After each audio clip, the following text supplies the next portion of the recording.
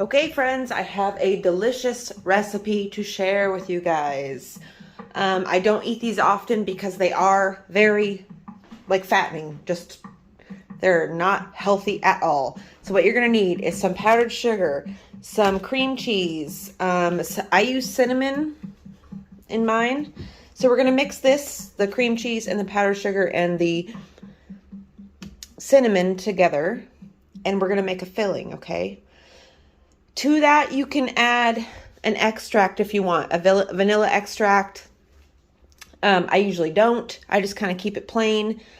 So that's that. And then the main ingredient is this, what, Sage? It is this stuff right here. This stuff is the best. Puff pastry, okay? You find this in the frozen section near like the pies and the cakes and the berries and the Cool Whip. You'll find this there. You want to make sure it's the puff pastry, not the phyllo dough or anything else. So you have to let it cool, thaw on the counter for a good while, like 30 minutes or so. You turn your oven, let's turn 400.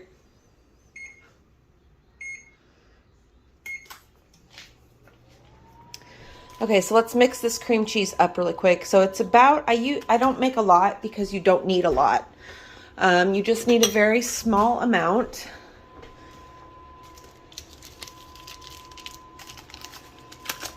You can see I have a sweet potato here. I'm trying to propagate that guy. Hold on. Okay, this part you can kind of do to your own taste. So you can add more or less sugar if you want, if you don't like a super sugary thing, because the dough itself is not sugary. It's like a slightly even, it could go savory or sweet either way, just depending on what your filling is. But since I'm not making that many of them, you can obviously scale this recipe up or down. You can use more cream cheese or less or whatever. I have even taken pie filling that you buy from the grocery store, like in the can, and I've put the pie filling inside of these, and they make like homemade like hand pies. They're really delicious, like way better than the ones you can get at any grocery store. And you don't have to sit there and make a bunch of pastry dough, and it doesn't have to be complicated. So I'm going to mix this up. I like mine a little bit more sugary. So you can add, whatever you want to it. This is like a totally personable, and like you can take it any way you want. You can make this savory, and instead of adding cream cheese, you can add like herbs or like an onion packet mix into the cream cheese, and you can put that into the puff pastry. You can take it any way you want. But another thing you're going to need is egg wash, okay? So you're going to take one egg, and you're going to put a little bit of water in it, maybe like a tablespoon of water. And this is what you're going to brush onto the pastry after we make our little pockets. So they're basically like little homemade Hot Pockets, or you can, these are kind of like cheese danishes, homemade danishes. Okay, so let me get this all together. Okay, I'm going to take my pastry dough, and one sheet will make 3 pockets, okay? So you can obviously make them smaller if you want, but I don't like to, because why would you want to make something that's so delicious tiny, And use tinfoil on your pan, because you'll thank me later. Oh, I didn't mix this up.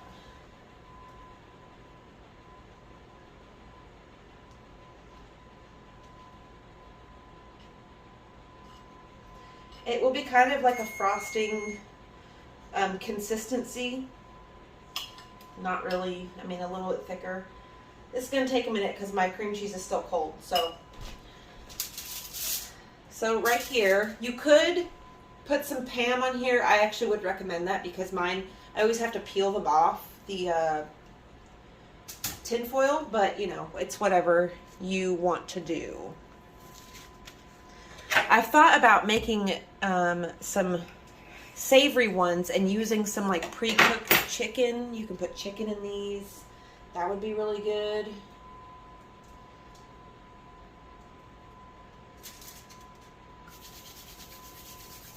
So let me mix this up real quick.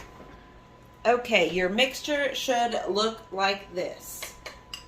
So now what we're gonna do is you take a big old dollop.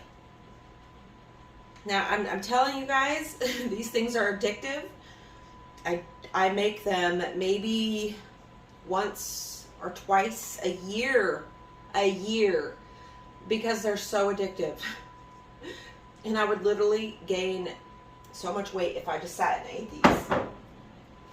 See, even that, I made too much, because even this is a lot. So you just want to spread it out a tad.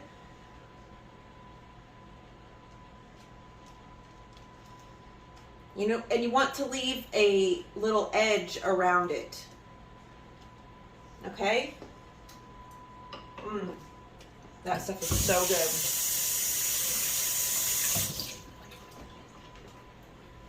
And then on your other end, you want to cut a few little slits in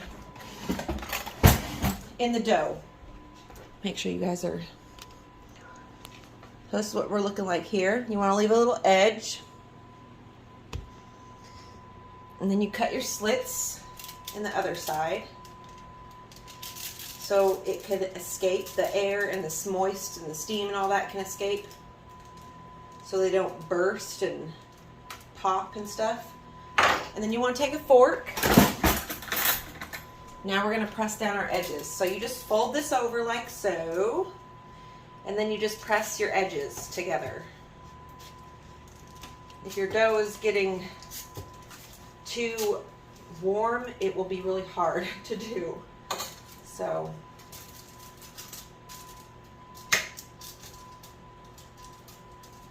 and they're almost like homemade Pop-Tarts, but way more delicious. Hot Pockets, Pop-Tarts, whatever little handheld pastry. I even do this backside here just in case. Okay, so that's one done. You just want to press those edges together so your filling doesn't come spilling out the sides. And then you're left with an empty pocket of dough. God, wouldn't that be disappointing? But you could still use the dough and dip it. You can use this stuff as like a dip.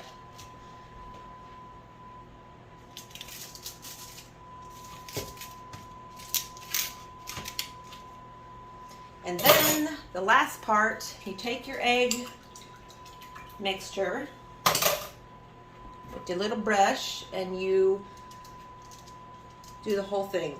If you don't do this, your top won't brown and it will be kind of like a dull, pale dough color, and it won't look very appetizing.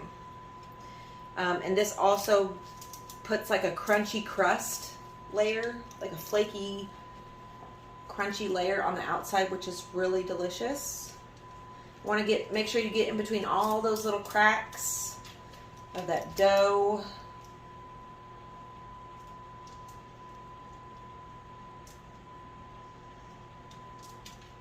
Be liberal with your egg.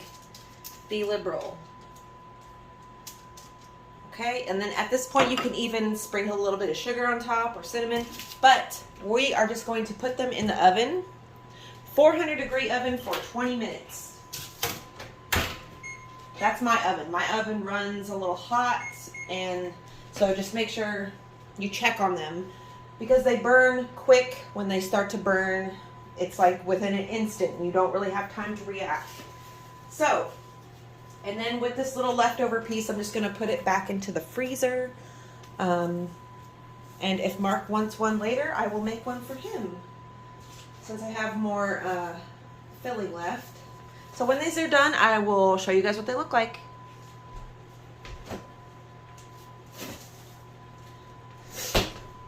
All right, y'all. 20 minutes has been. It's been 20 minutes, and look at them. Oh, bitch. Okay, so while they're hot, while these babies are hot and sizzly still, I like to, oh, I put it away already. Let me get it back out. Okay, this part right here is personal preference, but you know, I am a sugar addict. And if I'm going to eat this, I might as well sprinkle a little sugar dust on it. You guys, these are the best thing, I swear, to eat with like a hot cup of tea or a hot cup of coffee. And it's a perfect day for it. It's a cold winter, cold spring day, late winter, very early spring. And then you've got the rest of the mix if you want to add more, which I usually find I end up like dipping the little end pieces in the extra. So I'm gonna let these cool down, and then I'll show you. We'll try them together. So really quick, I want to show you what type of tea I drink. I do not drink coffee. If I do, I get the rare like Starbucks drink, which is like a iced vanilla iced white chocolate mocha is what I get. But I get those rarely, like once a month, if that, once every few months. But this is the tea I drink. I have been drinking Twinings since I was a kid. I used to like the English breakfast, but they're both black teas, and they're both like very strong teas, but the English breakfast has a different taste to it. I don't know, the tea itself has different. This Irish breakfast is, it's so delicious. I use one.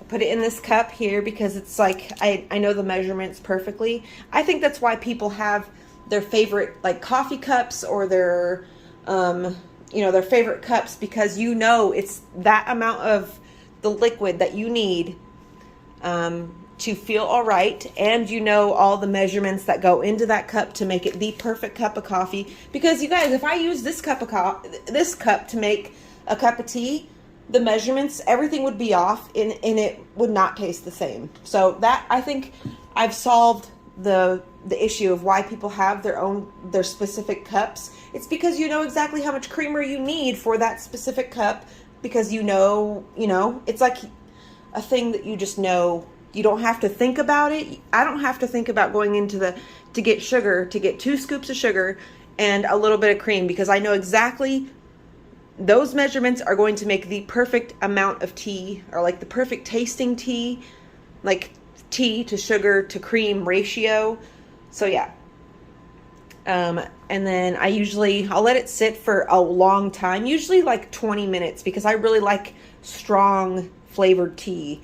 So I'll put it in there. I'll leave it there for a good 20 minutes. Then I'll put it back in the microwave. So I'll steam it. I'll boil it in the kettle, of course. Pour it over. Let it sit for 20 minutes, and then I'll put it in the microwave for 2 minutes. Because if I didn't do that, when I go to add the cream, it would just make my tea cold again. So I put it back in the microwave for 2 minutes. Take it out, and then I mix all my things together, and it's the perfect temperature, it's the perfect taste, it's the perfect sweetness. It's just perfect, and I don't have to think about it, because I know this cup, and I know the amount of tea to all the other ratios. So there you go. I'm waiting for these guys to cool down. Let me make my cup of tea real quick. Let's put this in the microwave. Right now I am working on schoolwork, doing some reading. So I will be back when all this is cooled down and my tea's ready. Okay, for my tea, I have to use this spoon. It looks dirty, but it's not. It's just stained with tea.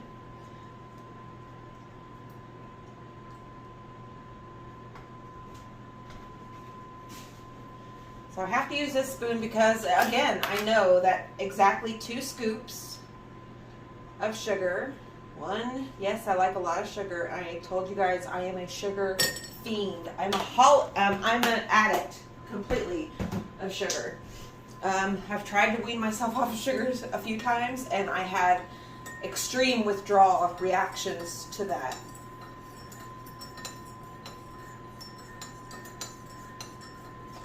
So I got both of these out because one of them is almost finished.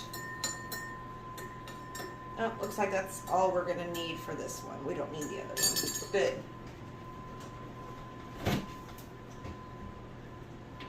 Okay, so let me show you inside this. I guess you would call this a cheese Danish. That's what I'm going to call it here. I'll get you closer.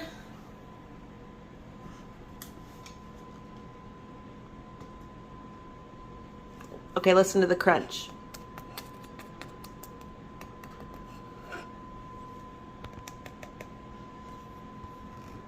Do you hear that crispiness? Okay.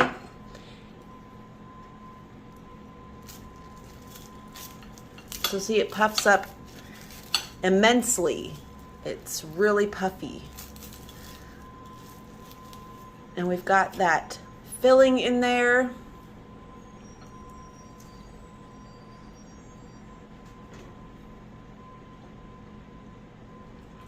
Oh my gosh, you guys, please make this.